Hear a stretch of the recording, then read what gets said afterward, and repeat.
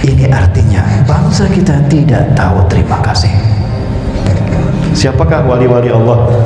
Para nabi dan rasul, para ulama, salafus soleh, kemudian para ahlul Quran dan ahli ibadah. Itu wali-wali Allah. Dizolimi itu wali-wali Allah, Allah perangi. Itulah kenapa bangsa kita banyak terjadi bencana. Padahal nempel di Kalimantan kan? Tapi kita tidak pernah mendengar kalau Brunei ini ada musibah. Indonesia bagaimana? 1 Januari sampai 25 Juni tercatat Indonesia mengalami 1903 bencana alam. 6 bulan, cuma 6 bulan. Hampir 2000 bencana alam terjadi di tanah air kita. Brunei seumur hidup tidak pernah terdengar. Kenapa demikian?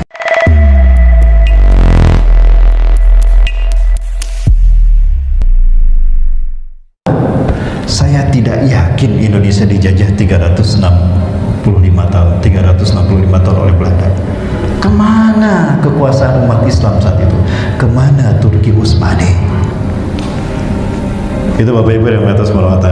Artinya kekuasaan yang berpengaruh kepada Indonesia bukan Belanda, tapi Turki Utsmani. Bapak Ibu, di Mataram ditemukan mushaf Quran asli tulisan Turki Utsmani. Sampulnya Khilafah Islam Daulah Turki Utsmaniyah. Wakaf Quran dari Turki Utsmani itu menggunakan bahasa Arab tapi bahasa Melayu. Hurufnya huruf Arab Melayu. Dibuka isinya Quran dan ada tafsirnya.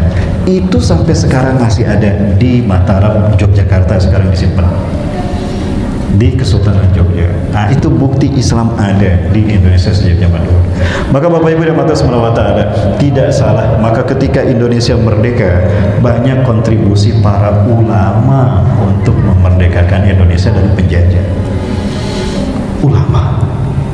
Bapak Ibu yang atas SWT, ini satu tayangan yang membuat saya bangga menjadi Muslim Indonesia. Jamaah masih bersama saya? Jamaah, woi jamaah. Ini guru besar sejarah Indonesia. Katakan ulama tidak tahu NKRI. Bapak Ibu yang atas SWT, ini bukti penjelasan bahwa Islam yang kemudian didakwahkan oleh para ulama berkontribusi dalam menjauhkan dan memerangi para penjajah kolonial Belanda, Inggris, Portugis dan sebagainya, termasuk Jepang, dari tanah Islam, dari tanah Nusantara. Bukti ulama dan umat Islam berperan besar terhadap Indonesia. Justru yang menegakkan NKRI itu ulama. Saya bicara begini karena tahu sejarahnya. Baca yang dinamakan perang Hongkong.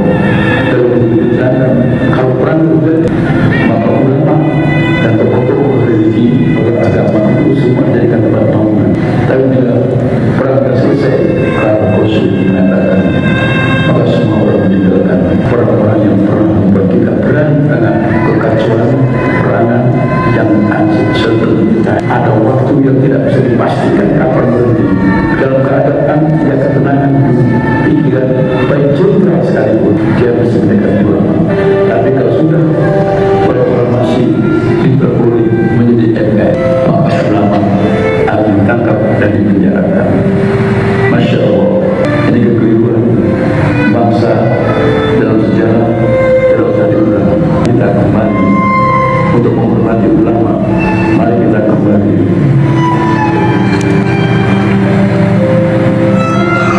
Beliau menangis Bapak Ibu. Beliau menangis menyaksikan bagaimana ulama diperlakukan oleh negeri ini sekarang.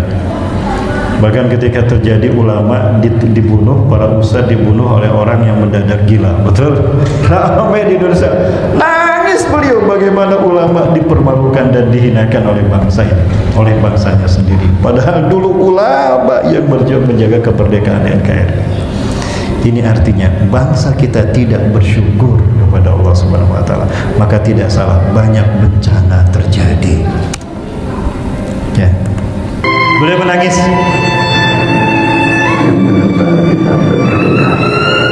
Kita tidak bisa merdeka seperti hari ini kecuali maaf saja Baik, saya sampaikan kembali tentang peran serta dan kontribusi umat Islam terhadap kemerdekaan NKRI.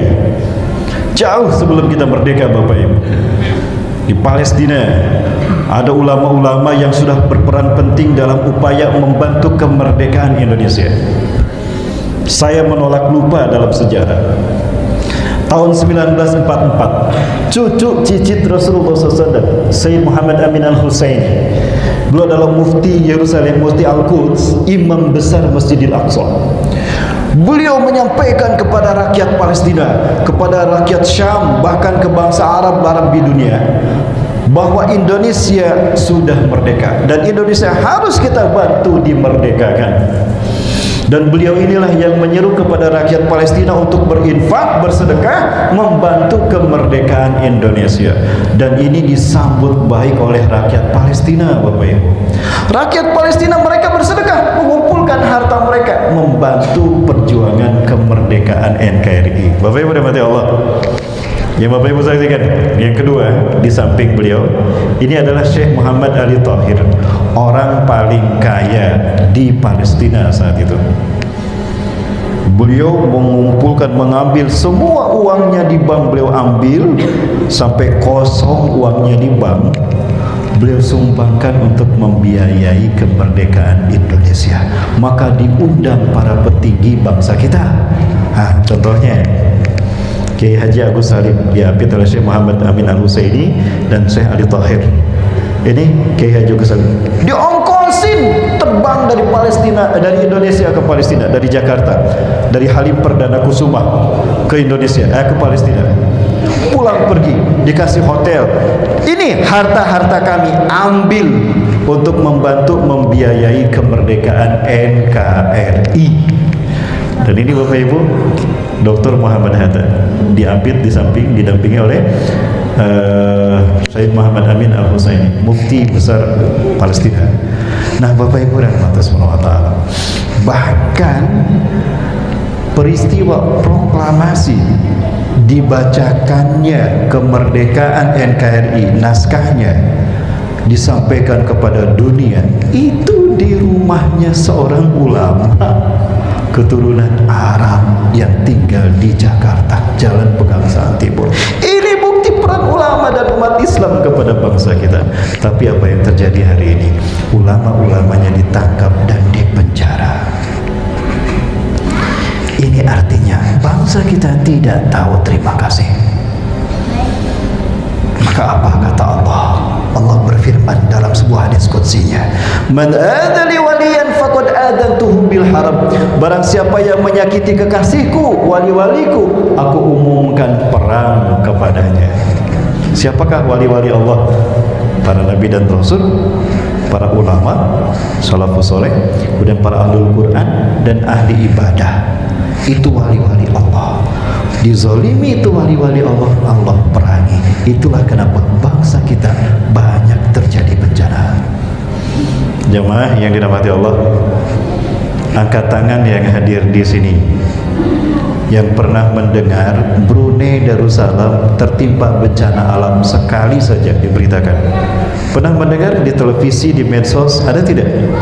Brunei terkena bencana alam sekali seumur hidup. Belum pernah. Padahal nempel di Kalimantan kan.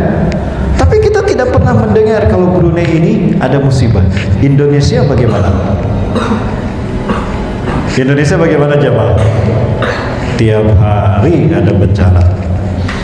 6 bulan pertama dari Januari sampai Juni, 1 Januari sampai 25 Juni, tercatat Indonesia mengalami 1903 bencana alam. 6 bulan, cuma 6 bulan.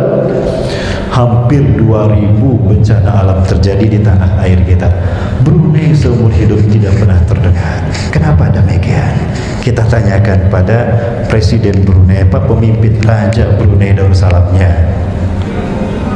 Ini saya undang beliau, biar beliau sendiri yang menjelaskan kenapa Brunei tidak pernah diberitakan terkena bencana alam. Bapak Ibu, inilah dia, Sultan Hasan Al-Bolkiah, Al-Hajj Hasan Al-Bolkiah. Kita doakan beliau sehat walafiat. Rindu kita punya pemimpin seperti beliau. menyentuh mengenai keberkatan ini. PT ingin melihat syiar Islam di negara ini bertambah teguh dan menyerah. PT ingin tegaskan bahawa negara Brunei Darussalam adalah sebuah negara yang mulia, yang sentiasa mementingkan ibadat kepada Allah. Ia dipandu oleh sistem MI yang telah berjalan sekian lama, sejak ratusan tahun. Sistem MI ini juga telah terbukti amat besar pada sehingga siapa saja yang datang berkunjung ke negara ini akan berboleh pengalaman manis, dapat menikmati suasana aman dan harmoni. Pertahankanlah kebenaran dalam negara, sekali banyak pihak tidak menyukai.